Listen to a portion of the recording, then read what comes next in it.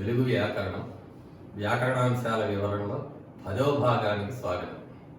ఇంతకు ముందు భాగంలో మనం ఆమ్రేత సంధి, ప్రాతాక్ సంధి, దీర్ఘ టకార సంధి వాటిని గురించి తెలుసుకున్నాం. ఇప్పుడు మిగిలిన సంధులన్నీ ఈ భాగంలో చూద్దాం. ముందుగా సరళాదేశ సంధి. సరళములు ఆదేశముగా వచ్చే సంధి. సరళములు అంటే ఏంటి? గజడ దవలు తెలుసు కదా, గజడ దవ ఇవి ఆదేశంగా వస్తాయి కాబట్టి సరళములు ఆదేశంగా వచ్చే సంధి సరళాదేశ సంధి. కొంతమంది దీన్నే ధృత సంధి అని కూడా అంటారు.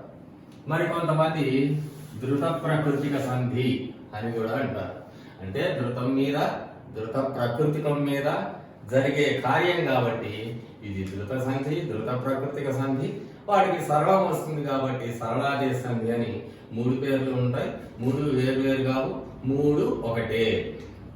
ఇప్పుడు సూత్రం ధృత ప్రకృతికము మీది పరుషములకు సరళములగును.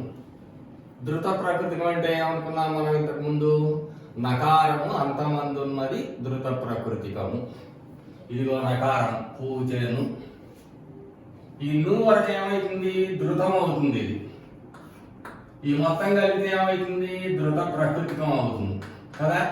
కాబట్టి ఈ ధృత ప్రకృతికము మీద పరుషములకు, ఇదిగో పరుషం. పరుషాలంటే ఏంటి? కచట తపలు. వాటికి ఏమొస్తాయి? సరళములు వస్తాయి. సరళాలంటే గజడ దవలు. అంటే కాకిక, చాకిజ, తాకిట, తాకిట, పాకిబ ఇవి వస్తాయి. అంటే చాలా సింపుల్. ధృత ప్రకృతికము మీది పరుషములకు సరళములగును. అప్పుడు ఏమైంది ఈ సూత్రంలో? పూచెను గలువలు అయింది. పూచెను ప్లస్ ఈ కాల గాయని అంటే ఆదేశం వచ్చింది. అట్లాగే మరొక ఉదాహరణ కెంపు ప్లస్ ఛాయ. మనం నుగాగమ సంధి చెప్పుకున్నప్పుడు ఉదంతములకు, స్త్రీ సమములకు వాటికి నుగాగమం వస్తుంది అని చెప్పుకున్నాం. ఆ సూత్రం ద్వారా ముందు కెంపు ప్లస్ ను ఛాయ అంటే ముందు నుగాగమ సంధి వచ్చింది. అంటే ధృత ప్రకృతికం లేదు కాబట్టి మనం ధృతాన్ని ఇక్కడికి తీసుకొచ్చుకున్నాం. ఈ ధృతాన్ని తీసుకొచ్చుకోవడంతో ఇది మొత్తం ఇప్పుడు ధృత ప్రకృతికం అయింది. ధృత ప్రకృతికం మీద పరుషం ఉంది కాబట్టి అది సరళమై కెంపు ను జాయ. ఇది మొదటి సూత్రంలో వచ్చేది. ఒకసారి చూడండి. ధృత ప్రకృతికము మీది పరుషములకు సరళములకును. ఈ మొత్తం ధృత ప్రకృతికము. ఈ ధృత ప్రకృతికం మీద పరుషానికి సరళం వచ్చి కలువలు గాలువలు అయింది. కెంపు ఛాయ అన్నప్పుడు కింద మన ఇట్లాంటివి మనం ఆల్రెడీ నుగాగమ సంధిలో చెప్పుకున్నాం. నువ్వు అనేది ముందు తెచ్చుకోవాలి. నువ్వు అనేది తెచ్చుకుంటే అప్పుడు ఈ ముందరి పదం పూర్వపదం ధృత ప్రకృతికం అవుతుంది. ఈ ధృత ప్రకృతికం మీద పరుషానికి సరళం వస్తుంది. కెంపును జాయ. సరళాదేశ సంధిలో ఈ 2 సూత్రాలు ఉంటాయి. 2 సూత్రాలు రాస్తేనే మనకి పదం సంధి మొత్తం పూర్తి అవుతుంది. ఇప్పుడు చూడండి, ఈ గాలి ఏమంటాం మనం? ఈ జాని ఏమంటాం? కా ప్లేస్ లో చా ప్లేస్ లో వచ్చినటువంటి సరళం. అంటే కాని పోగొట్టి చాని పోగొట్టి వచ్చినటువంటి సరళాలు. సో వాటిని ఏమనొచ్చు మనం? ఆదేశ సరళములు అనవచ్చు. ఆదేశముగా వచ్చిన సరళం. అక్కడి నుంచి సూత్రం బిందు.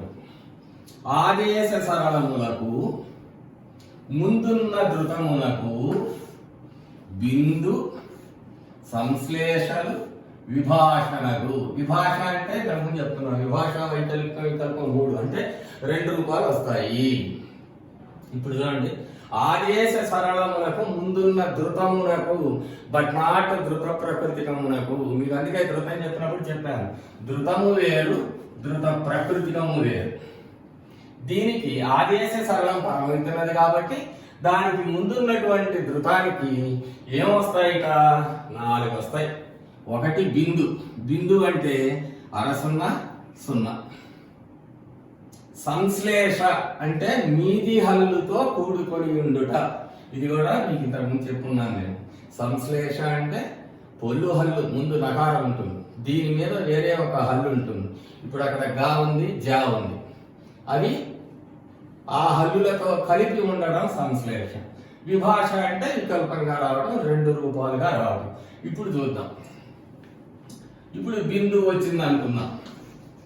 వస్తే ఏమైతుంది? ఈ సూత్రం ద్వారా ఆదేశ సరళమునకు ముందున్న ధృతమునకు బిందువు వస్తే పూచంగలువలు.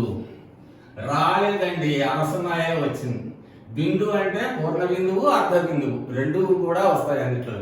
కాబట్టి అప్పుడు కొంతమంది పూచే అంటే అరసన రాస్తారు, గలువలు. ఇక సంశ్లేష అంటే ముందు ఈ రెండు కలిపి పూచంగలువలు అంటే ఈ నకారం ఈ గకారం రెండు కలిపి వచ్చింది, ఇది సంశ్లేష. ఇక విభాష అంటే వికల్పం, జరిగితే జరుగుతుంది, జరగదు. జరగకపోతే ఏమవుతుంది? ఇది యాజ్ గా వచ్చి పూచను గలువలు. అంటే మీరు గుర్తుపెట్టుకోవాల్సింది ఏంటంటే, మీరు కరెక్ట్ గా నాలెడ్జ్ ఉంటే సరళాదేశ సంధికి సూత్రాన్ని సాధించి మొత్తం అయిన తర్వాత 4 రూపాలు వస్తాయి. ఒక బిందువు, ఒక అర్ధ బిందువు, ఒక సంశ్లేష మీది హల్లుతో కూడుకొని ఉండుట, ఏమి రాకపోతే యాజ్ గా ఉండటం. ఇవి 4 రూపాలు వస్తాయి. ఇది లోప, పూర్ణ, బిందు, సంశ్లేషలు, విభాషణలు. అట్లాగే ఇది చూద్దాం. ఈ న్యూక్లియస్ కెంపు జాయ 0 వస్తాయి. రాలేదనుకోండి కెంపు జాయ. సంశ్లేష మీది హల్లుతో కూడొచ్చింది అనుకోండి కెంపుంజాయ. ఏమి రాలేదనుకోండి ఇట్లాగే ఉంటుంది, కెంపును జాయ. అది అవసరాన్ని బట్టి ఏది కావాలంటే అది వాడుకుంటూ ఉండవచ్చు. ఇట్లాగే కేందామర. నుగాగమ సంధి వచ్చిన ప్రతి చోట నుగాగమ సంధి మీద పరుషం గనక ఉన్నట్లయితే దాన్ని అక్కడ నుగాగమ సంధి తెచ్చుకున్నాం. ఆ తర్వాత సరళాదేశ సంధి దాన్ని కలుపుకొని అప్పుడు అట్లాంటి పదాలు కనుక వస్తే దీనికి ఏం రాయాలి? ఏదన్నా పదం ఇచ్చి రాయమంటే నుగాగమము, సరళాదేశ సంధి రెండు రాయాలి. ఇట్లాంటి దానికి మాత్రం ఒక సరళాదేశ సంధి రాస్తే సరే. ఓకే సార్, మళ్ళీ ఒకసారి చూద్దాం. సరళాదేశ, సరళ ఆదేశం. సరళము అంటే గజడములు, ఆదేశంగా వచ్చే సంధి. దీన్నే ధృత సంధి అని, ధృత ప్రకృతిక సంధి అని కూడా అంటారు. మొదటి సూత్రం, ధృత ప్రకృతికము మీది పరుషములకు సరళములకును. ధృత ప్రకృతికం అంటే పూర్వపదంలో నకారము అంతంగా ఉండడం. దానికి పరుషములు కనుక పరమైతే సరళములు వస్తాయి. అది మొదటి సూత్రం. పూచను కలువలు, పూచను గలువలు. తర్వాత ఈ గాలి మనం ఇప్పుడు ఆదేశ సరళము అంటే పరుషాన్ని పోగొట్టి ఉన్న అక్షరాన్ని పోగొట్టి వేరొక అక్షరం వచ్చింది కాబట్టి అది ఆదేశ సరళము. ఆ ఆదేశ సరళమునకు ముందున్న ధృతమునకు బిందు, సంశ్లేషలు, విభాషణలు. బిందువు అంటే పూర్ణ బిందువు, అర్ధ బిందువు. సంశ్లేష అంటే మీది హల్లులు కూడుకొని ఉండుట. విభాష అంటే యాజ్ ఇట్ ఈజ్ గా ఉండడం. సో ఆదేశ సరళములకు ముందున్న ధృతమునకు బిందు, సంశ్లేషలు, విభాషణలు దట్ ఈజ్ ఈక్వల్ టు పూచను ప్లస్ గలువల పూచన్ గలువలు, పూచ గలువలు, పూచన్ గలువలు, పూచన్ గలువలు. అట్లాగే కెంపుంజాయ, కెంపుజాయ, కెంపుంజాయ, కెంపును ఛాయ, చందామర. ఇది సరళాదేశాన్ని. ఇప్పుడు గసర దవాదేశ సంధి. గ స ద ద వ ప్లస్ ఆదేశ సంధి. అంటే గసడ దవలు ఆదేశంగా వచ్చే సంధి. ఏమిటట? ఒకటి, 3 సూత్రాలపై 3 రకాల పదాలు ఉంటాయి. 3 రకాల పదాలు ఉన్నప్పుడు సంధి జరగటం, సంధి జరగకపోవటం ఏమిటో చూద్దాం. ప్రథమ మీది పరుషములకు గసడ దవలు బహుళముగా నడును. బహుళము అంటే జరగటం, జరగకపోవడం. ప్రథమ మీది, ప్రథమ అంటే ఏంటి?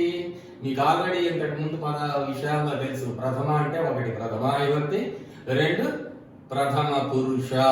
ప్రథమ పురుష అంటే ఎక్కడ ఉన్న వాళ్ళని గురించి తెలిపేది. ఎక్కడ ఉన్నవాడు వాడు. ప్రథమ విభక్తి అంటే డుములు. ఇదిగో డు, రాముడు ప్రథమ విభక్తి. ఈ ప్రథమా విభక్తి మీద ఇక్కడ డు ఉంది, ఇక్కడ డు ఉంది. అంటే ఇది ప్రథమ పురుష, ఇదేమో ప్రథమా విభక్తి. ఈ రెంటి మీద ఉన్న పరుషములకు, పరుషములు అంటే తెలుసు కదా, కచటలు. వీటికి ఏమొస్తాయి? గసడలు వస్తాయి. కాకి గ, చాకి స, తాకి ద, తాకి ద, పాకి వ. గజడదములు కావాలి. గసడ దవలు. క గ, చ స, త ద, తాకి ద, పాకి వ. ఇది లెక్క. సో ప్రథమ మీది పరుషములకు గసడదవలు బహుళముగా నగును. ప్రథమ అంటే ప్రథమ విభక్తి లేదా ప్రథమ పురుష. వాడు ప్లస్ కొట్టెను, ఈ ప్లేస్ లో కాకేమొస్తుంది? గా వస్తుంది. అప్పుడు వాడు కొట్టెను.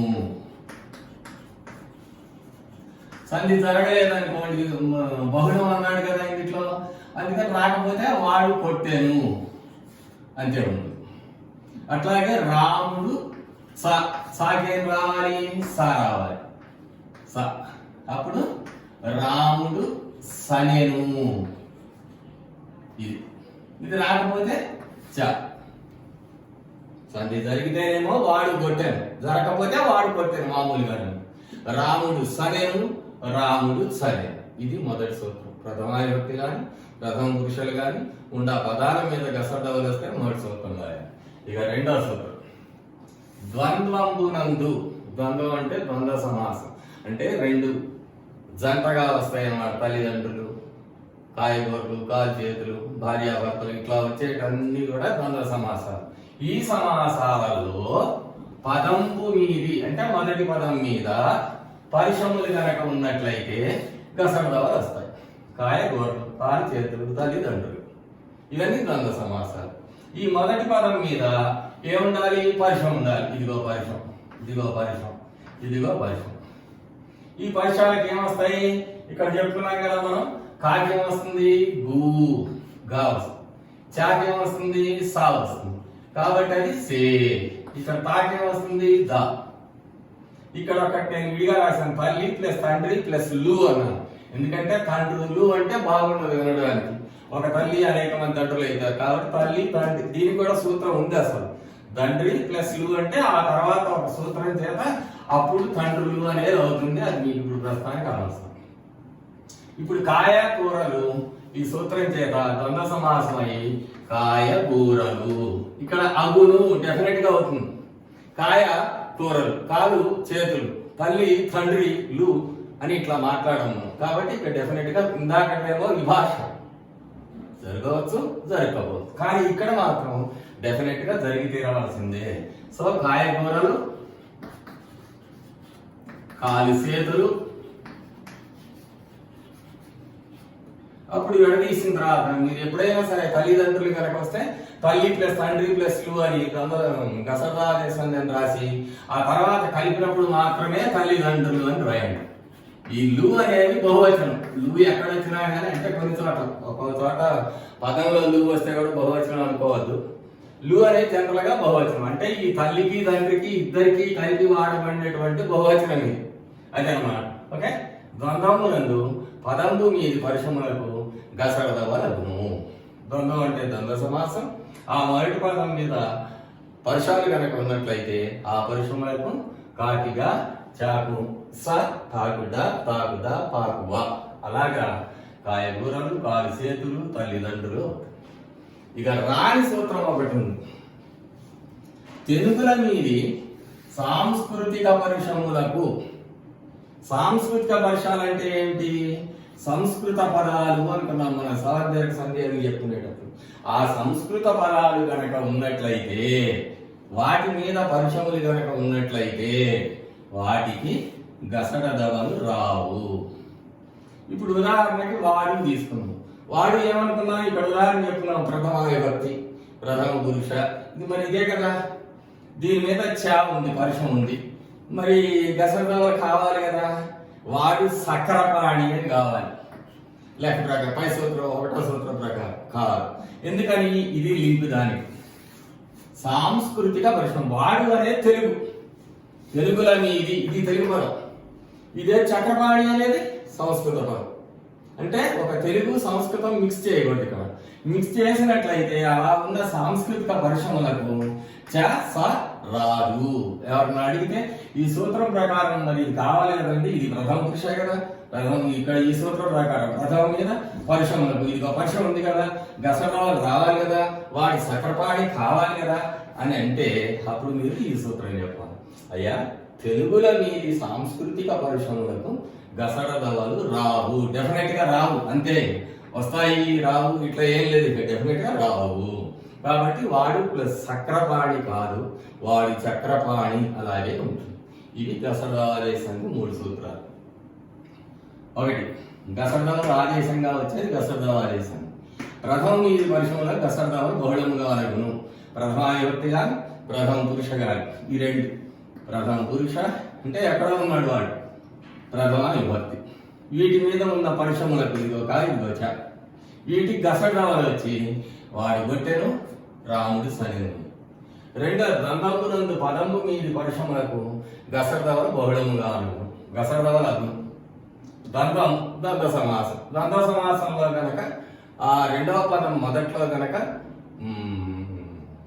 పరుషం ఉన్నట్లయితే, భార్యాభర్తల్లో లేదు, పరుషం కాదు, అందుకని ఆ సంధి ఇక్కడ కాదు, అది ఊరికే ద్వంద్వ సమాసం అంతే. ఇక్కడ కా ఉంది, చా ఉంది, తా ఉంది. సో ఈ ద్వంద్వ సమాసాల పదాల్లో ఉత్తర పదంలో మొదట్లో గ స ద వచ్చి కాయగూరలు, కాలిసేతులు, తల్లిదండ్రులు అని అయింది. ఇది గసడాదేశానికి సంబంధించినటువంటి వివరణ. ఇప్పుడు పుంపు ఆదేశ సంధి. ఇంతకుముందు మనం ఒకసారి చెప్పుకున్నాం, పూ గాని సున్నా పు ప్లస్ ఆదేశ, అది పుంపు ఆదేశం. పూ గాని సున్నా పూ గాని ఆదేశంగా వచ్చేసింది. సింపుల్, ఒక సూత్రమే ఒకే సూత్రం. కర్మధారయం నందు అంటే కర్మధారయ సమాసం అయ్యింటే దాంట్లో మువర్ణమునకు పుంపులగును. కర్మధారయ సమాసంలో మువర్ణమునకు పుంపులగును. ఇక్కడ 2 పదాలు రాశాను, సరసము మాట, సారము ధర్మం. ఈ మాట ఎట్లాంటిది, సరసమైంది. ధర్మం ఎట్లాంటిది, సారమైంది. కాబట్టి ఇవి కర్మధారయ సమాసాలు. ఇందులో ఏముంది, మూ ఉంది, ఇదిగో మూ ఉంది. ఈ మూకి ఏమొస్తుంది, పూ గాని పూ గాని వస్తాయి. పూ వచ్చింది అనుకోండి సరసపు మాట, సున్నా పూ వచ్చింది అనుకోండి సరసంపు మాట, ఇంతే. అట్లాగే సారము ప్లస్ ధర్మము ఏమైతుంది, పూ వస్తే సారపు ధర్మము. సున్నా కావాల్సి వచ్చింది అనుకోండి పద్యాలు రాసే వాళ్ళకి అవసరం అవుతాయి. ఒకవేళ ఇక్కడ ఈ గురువు లఘు లఘుంగురు తగ్గించుకోవాలనుకోడు, వాళ్ళందరూ సౌకర్యం కోసం ఏర్పడ్డారు. ఇవన్నీ ఇవి ఈ సూత్రాలు. సారంపు ధర్మము, సారంపు అంటే ఒగ్గడం అవుతుంది, సారంపు అంటే ఒగ్గడం అవుతుంది. అందుకని సున్నా కావాలంటే పెట్టుకుంటారు, అక్కర్లేదు అనుకుంటే వదిలేసుకుంటారు.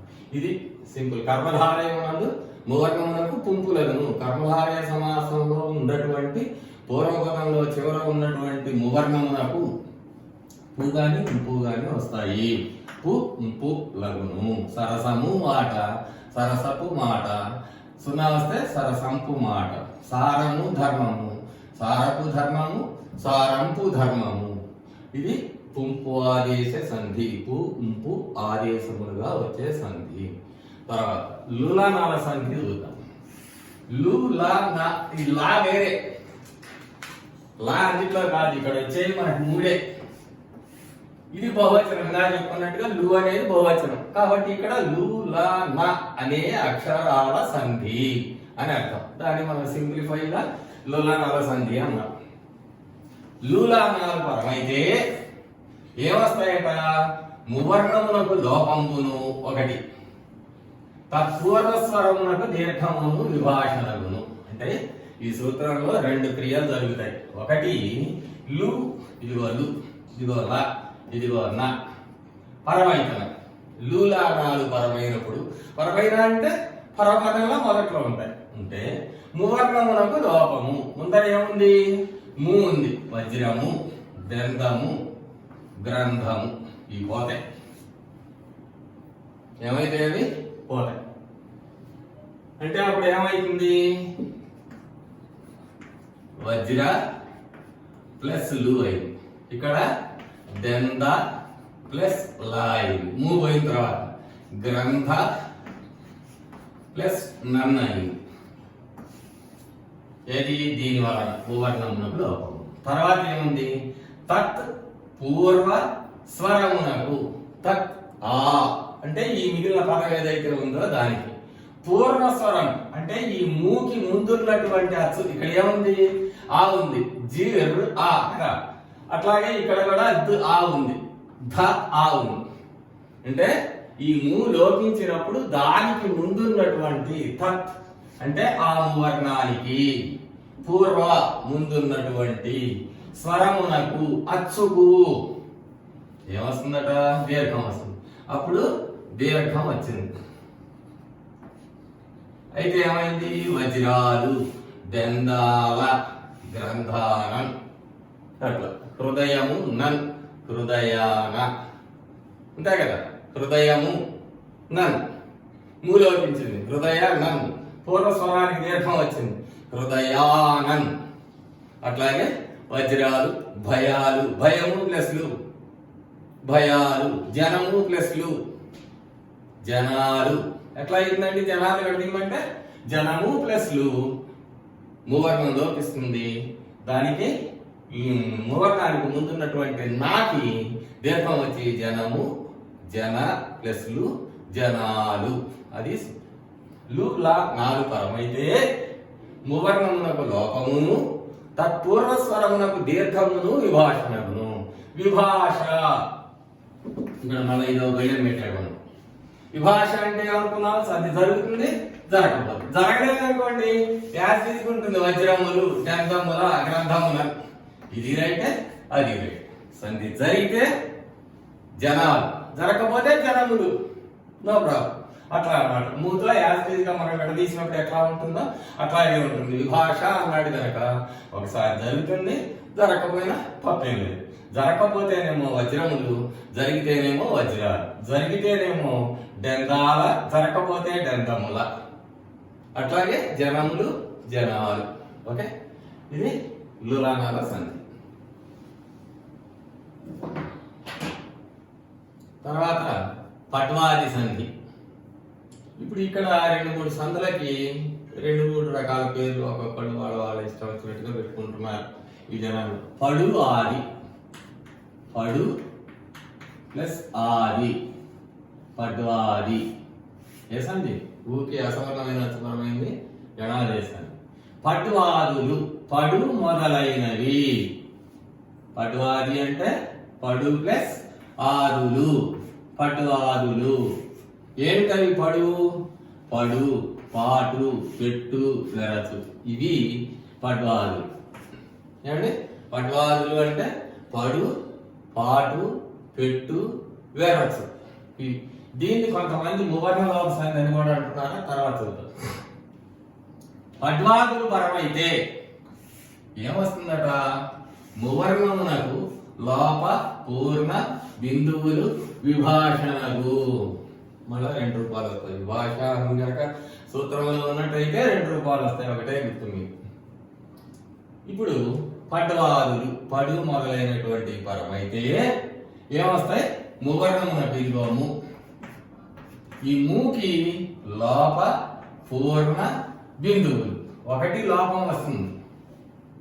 పూర్ణ బిందువు అంటే ఇంకా చెప్తున్నాం 0, అర 0 ఇవి వస్తాయి. ఇది లేకుండా అర్థం వస్తుంది.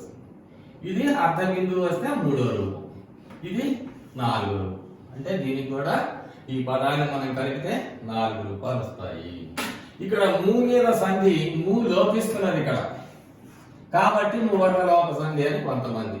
నేను ఇంతకు ముందు మీకు ఆమ్లెట్స్ అని చెప్పినప్పుడు చెప్పాను. కడ ప్లస్ కడ. ఆమ్లేటం పరంబగినప్పుడు కడాదుల తెలియచ్చు మీది వర్ణమునకెల్లా అనంత తిరుక్త రకారంభవు అని ఈ ప్లేస్ లో కట్ట కడ అని చెప్పాను. ఏమొచ్చింది ఇక్కడ?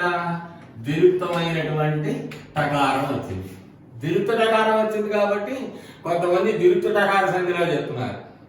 కానీ ఇది కరెక్ట్ కాదు. ఎందుకంటే కడ ఆమ్లెట్గా ఉంది, అక్కడ ఆమ్లెట్ పరమైతున్నది కాబట్టి అది ఆమ్లెట్ సంధిలోనే చెప్పుకోవాలి. మనం ఆమ్లెట్ సంధిలోనే చెప్పుకున్నాం. ఇక్కడ ఒక జనబాహుళ్యంలో ఇట్లా 2 రకాలు ఉన్నాయి కాబట్టి ఇక్కడ 2 చెప్తున్నాను. మువర్ణ లోప సంఘటన, పట్వాది సంఘటన ఒకటే. పట్వాదులు పరమైతాయి కాబట్టి పట్వాది సంఘటన, మువర్ణం లోపిస్తుంది కాబట్టి మువర్ణం లోపిస్తుంది. మరి ఇంతకు ముందు లోకాల సంధిలో కూడా మనం మువర్ణం లోపించింది, మరి అక్కడ చెప్పుకోలేదు. అక్కడ దాని మువర్ణ లోప సంఘటన అంటలే, దీన్ని అంటున్నాడు. సరే, ఇప్పుడు చూద్దాం. పడ్వాదులు, పడు మొదలైనటువంటివి, పడు, పాటు, పెట్టు, ఎరసు, ఇవన్నీ కూడా పడ్వాదులు. ఇవి కనుక పరమైతే మువర్ణమునకు లోపపూర్ణ బిందువులు విభాషణకు. ఒకటి సుఖము పడు, ఏమైతుంది? ఇది లోపం వచ్చింది అనుకున్నాం. ఒకటో సుఖ పడు అంటే లోపించింది, దీనికి ఏం తేడా లేదు, పోవాల్సిందే. రెండోది అరసున్నా వచ్చింది అనుకున్నాం, సుఖ పడు. మూడోది పూర్ణ బిందువు వచ్చింది అనుకున్నాం, సుఖం పడు. ఏమి రాలేదనుకున్నాం, సుఖము పడు. ఏమండి? సుఖము పడు, సుఖపడు, సుఖం పడు, సుఖం పడు, అరసున్నా. లేకపోతే సుఖము పడు. అట్లాగే ఇది కలవరము పెట్టు, లోపించింది. కలవర పెట్టు, కలవరం పెట్టు, కలవర సున్నా పెట్టు, లేదు కలవరము పెట్టు, అది కూడా చూసుకోవచ్చు. నెక్స్ట్ తత్తరము పాటు, తత్తర పోయింది, తత్తర పాటు లోపిస్తే. లోపించలేదు, సారీ అరసున్నా వచ్చింది, తత్తర పాటు. సున్నా వచ్చింది, పూర్ణ బిందువు వచ్చింది, తత్తరం పాటు. ఏమి రాలేదు, యాజ్ ఉంది, విభాష రూపం, తత్తరం పాటు. ఇది పెద్దగా వార్తలు అయితే ఆ మూడితోనే ఒకటి వాడుకుంటున్నారు. తత్తర పాటు, తత్తరం పాటు, పడు, పెట్టు, పాటు చెప్పాను మీకు. ఏమండి? ఇవి పటవాదులు, పడు, పాటు, పెట్టు, వెరతు మొదలైనవి పరమయ్యేటప్పుడు మువర్ణమునకు లోపము లోపించింది. లోపించి లోపము కానీ లోపం వచ్చి పూర్ణ బిందువులు, లోపం వస్తే ఒక రూపం. పూర్ణ బిందువులు అంటే అరసున్నా సున్నా, ఆ బిందువులు కనుక వస్తే, విభాషగా వస్తే ఇది. సో పద్వాది పరమైతే మువర్ణమును పూర్ణ బిందువులు విభాషణను. సుఖము పడు, సుఖపడు, సుఖం పడు 2 రూపాయలు చాలా మనకి ఊరికే తెలుసుకోవాలి కాబట్టి తెలుస్తుంది. కలవరము పెట్టు, లోపిస్తే కలవర పెట్టు, బిందు వస్తే కలవరం పెట్టు. అట్లాగే తత్తర పాటు, తత్తరం పాటు, తత్తరము పాటు. అట్లా సుఖపడు, సుఖ పెట్టు, అట్లా కూడా పెట్టు. సుఖము పెట్టు, సుఖ పెట్టు. అదే అమ్మా, ఇది పట్వాది సంధి లేదా మువర్ణ లోప సంధి. ఇప్పుడు దువర్ణ లోప సంధి. డు వర్ణ అక్షరం, లోప అంటే లోపించడం. డు అనేటువంటి అక్షరం లోపించే సంధి. దిస్ ఈజ్ ఈక్వల్ టు దువర్ణ లోప సంధి. దీన్ని సమానాధికరణ సంధి అని కూడా అనవచ్చు. సమానాధికరణ సంధి అంటే సమానమైనటువంటి పదాలు సమాసమైతే.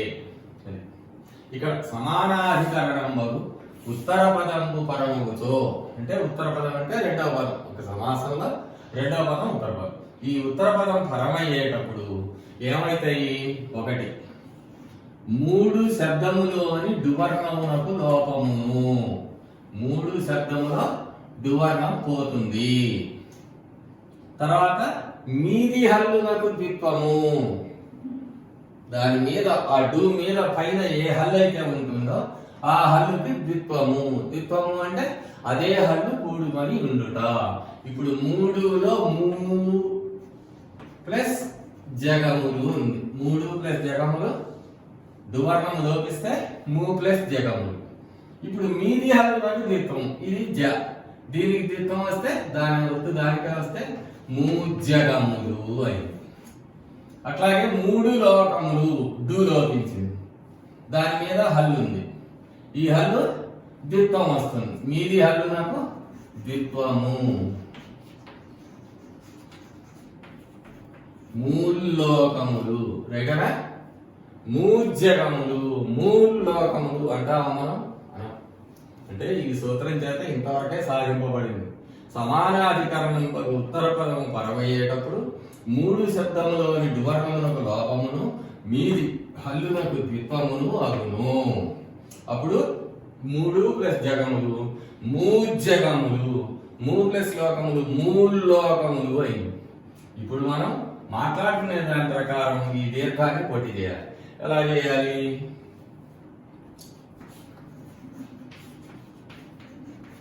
త్రిక సంఖ్యలో మూడో సూత్రం చెప్పుకున్నాం. ఏంటది? దిరుత్తం బగు హల్లు పరమగునప్పుడు, ఇదిగో దిరుత్తమైన హల్లు పరమైతున్నది. ఆచ్చికం బగు దీర్ఘమునకు హ్రస్వమగును.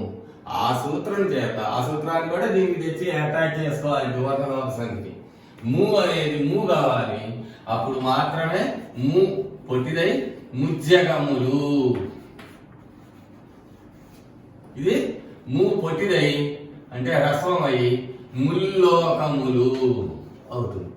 లేకపోతే సమానాధికరణ సంధి వరకు మాత్రమే చెప్తే మూర్జగములు అని మాత్రమే ఉంటుంది, మూల్లోకములు అని మాత్రమే ఉంటుంది. ఇట్లాగే 3 + 6 ముమ్మారు, 3 + కంటి ముక్కంటి. దాదాపుగా 3 అనే శబ్దం మీద వచ్చే పదాలన్నీ కూడా ఇందులోనే వస్తాయి. ఒకసారి చూద్దాం. డువర్ణ లోప సంధి. డు అనే అక్షరం లోపించడం వల్ల కలిగే సంధి డువర్ణ లోప సంధి. దీన్నే సమానాధికరణ సంధి అని కూడా అంటారు. సూత్రం: సమానాధికరణమైనటువంటి ఉత్తర పదం పరమయ్యేటప్పుడు మూడు శబ్దములోని డువర్ణమునకు లోపమును మీది హల్లునకు ద్విత్వమును అగును. దాని మీద ఉన్నటువంటి హల్లుకి ద్విత్వం అంటే అదే హల్లు మళ్ళా దానికి వచ్చి కలుస్తుంది. అప్పుడు 3 + జగములు, మూ + జగములు. తర్వాత త్రిక సంఖ్యలో మూడవ సూత్రం, అది కూడా రాసుకోవాలి. ఆల్రెడీ మీకు తెలుసుగా, దిరుత్తం బగు హల్లు పరమగునప్పుడు ఆచ్చికం బగు దీర్ఘమునకు హ్రస్వం బగును. ఆ సూత్రం చేత ఈ దీర్ఘము హ్రస్వమై ముజ్జగములు ముల్లోకములు. ఇది సమానాధికరణ సంధి. ఇప్పుడు దుగ్ధకార సంధి చూడండి. దుక్ దకార సంధి అంటే ఈ దు అనేది ఉంటుంది, అంటే దకారం ఉంటుంది. చూడండి. సువర్ణంబు తోడి దుగ్ధకారంబు తకారంబగు కావుతుంది. ఈ ద కావుతుంది. ఎలా అవుతుందో ఎలా? సువర్ణంబు తోడి, తోడి అంటే కలిసి, నాతోటి నువ్వు రా అంటే నువ్వు నేను కలిసిపోదాము అని. రాముని తోటి సీత వెళ్ళింది అంటే రాముడు సీత కలిసి వెళ్ళారు. అట్లాగే ఇక్కడ సువర్ణంబు తోడి దుగ్ధకారం. ఇదిగో దుగ్ధకారం అదేనండి. సువర్ణంబుతో కలిసి ఉన్న దుకారము. ఈ మొత్తానికి కూడా ఏమైతుందట? తకారము వస్తుంది. వచ్చు ప్లస్ దును, అప్పుడు ఒత్తును. అది అట్లాగే తెచ్చుదును. ఇదిగొచ్చు ఇదిగోదు. సువర్ణంబు తోడి దుగ్ధకారం మొత్తం కూడా తకారమై తెత్తును అంటే తెచ్చదను. అట్లాగే ఇచ్చుదును, ఇత్తును విడదీయమంటే ఎలా విడదీయాలి? ఇచ్చు ప్లస్ దును అని విడదీయాలి. తెత్తును తెచ్చు ప్లస్ దును, ఒత్తును వచ్చు ప్లస్ దును. సూత్రం: సువర్ణంబు తోడి సు అనే అక్షరంతో దుకారము, ఈ రెండు కలిసి ఉన్నట్లయితే సువర్ణంబు తోడి దుగ్ధకారమునకు తకారము వచ్చును. అప్పుడు తకారం వస్తే ఆ రెండు ప్లేస్ లో వచ్చుదును ఒత్తును, ఇచ్చుదును ఇత్తును, తెచ్చుదును తెత్తును ఇలా అవుతుంది అన్నమాట. సో సువర్ణంబు తోడి దుగ్ధకారము తకారమునకు, ఇది దుగ్ధకార సంధి. తర్వాత ఇంకొకటి పన్ పవర్ణాదేశ సంధి. పన్ ఇది, దీని అర్థం ఏంటంటే, ఇది సంస్కృతంలో అలా రాస్తారు, తెలుగులోకి వచ్చే అర్థం ఇలా. ఇంతకు ముందు పూలు చెప్పుకున్నట్టే పన్ అంటే 0 ప. ఇప్పుడు అది అక్కర్లేదు అనుకుంటే అరసున్నా ప. రెండోది ప. ప అంటే మామూలు ప. పన్ ప ప్లస్ ప వర్ణ ఆదేశ దట్ ఈజ్ ఈక్వల్ టు పన్ ప వర్ణ ఆదేశ. పన్ను గాని పా గాని వర్ణములు ఆదేశముగా వచ్చేసండి. వాటిని చెప్తున్నాను నేను మీకు. సంధిలోనే ఆ సూత్రం మనం వెతుక్కొని సూత్రాన్ని తయారు చేసుకొని మైండ్లో రికలెక్ట్ చేసుకోవచ్చు. ఇప్పుడు చూడండి, నామవాది కనువాది మువర్ణములకు పన్ పవర్ణములగును. ఇది సూత్రం. ఈ పదం పలకటం అక్షరం కొంచెం కష్టంగా ఉంటుంది, ప్రాక్టీస్ చేయాలి. ఎందుకంటే ఇండియా ఇని అనే పదాలు మనకు తక్కువ కాబట్టి మనకి అది వాడుకలో ఉచ్చారణలో కొంచెం కష్టం అయిపోతున్నాయి. నామవాది కనువాది. నామవాది అంటే నాము ప్లస్ ఆది జోడ అనాదేశండి.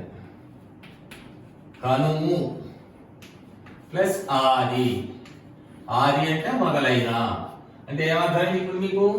నాము కనుము, ఇదిగో నాము, వేము, పాము, అమ్ము, కనుము ఇట్లాంటివన్నీ కూడా నామవాది కనువాదులు. వీటన్నిటిలో ఏముంది?